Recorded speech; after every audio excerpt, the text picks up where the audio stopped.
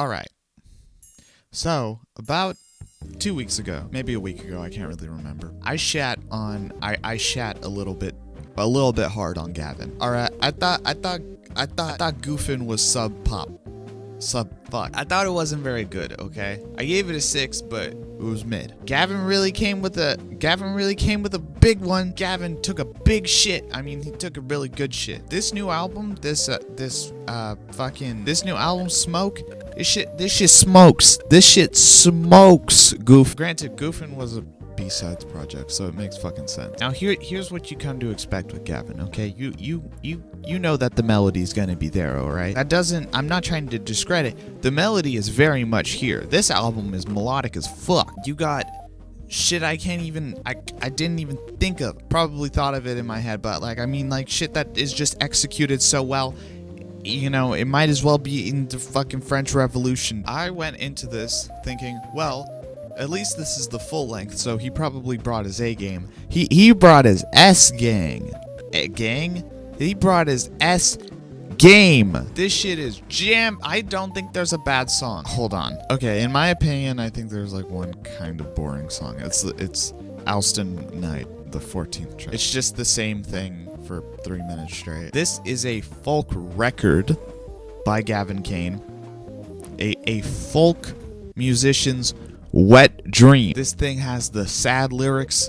It's got the hooks. It's got the choruses. It's got the verses. It's got the weirdly slowing down and going fast again, and you know, not really having a metronome type thing. Every track is like, wow. Now here are my complaints, because this thing isn't perfect. My complaints are, I wish it changed a little bit more.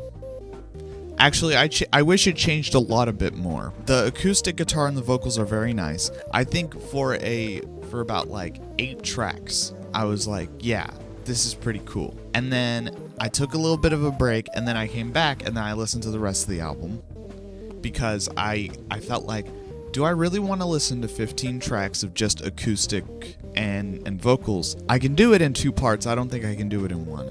There's just too much of the same thing. Even if it is good, it's too much of the same thing. I was envisioning in my head, you know, maybe an extra overdubbed vocal coming in, or maybe a electric guitar, you know, maybe even just a clean electric guitar, or maybe maybe a little, oh, this is green too.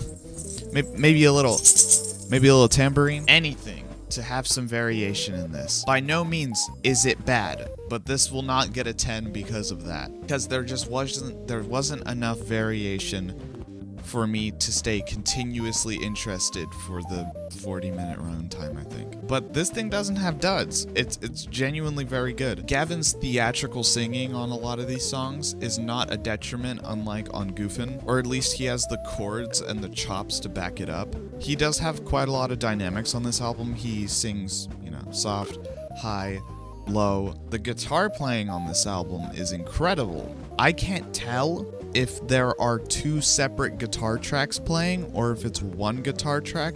Sometimes I'm genuinely just so shocked by how incredibly intricate some of these songs can be.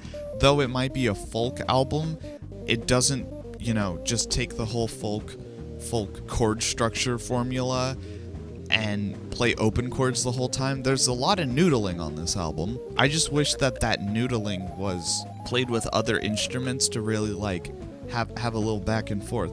There's a really good emo album in this. If you replace the acoustic guitar, or even just kept the acoustic guitar in some parts, and had an electric guitar for most of it, had some pop punk drums, maybe made some of the songs a little bit faster, fucking modern baseball fans would be all over this. I don't mean to scoff over the lyrics or anything, because he didn't leave lyrics for it. Obviously, you can hear him throughout the entire album. It's recorded in what I like to call mid fidelity. Not mid like it sucks, but like middle, like it's not low fidelity, even though you can hear static in the background, but it's not high fidelity either, because you can hear static in the background. You can hear his vocals quite well. They're mixed very well. The highs are perfectly treated and stuff like that. Maybe if, you know, he just has a good microphone and he didn't fucking mix it at all. But if I did have lyrics, I'd probably be staring at them more than I did just passively listen to it while playing Minecraft. I think having lyrics is really important. Just having them there so you can look at them before they even happen, so you have an idea of what is going to happen.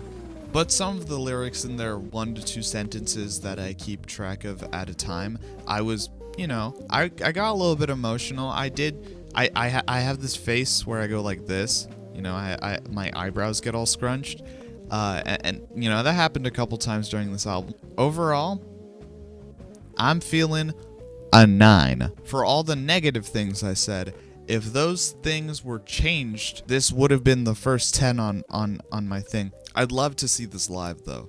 This was incredible. Thank you for watching. Bye.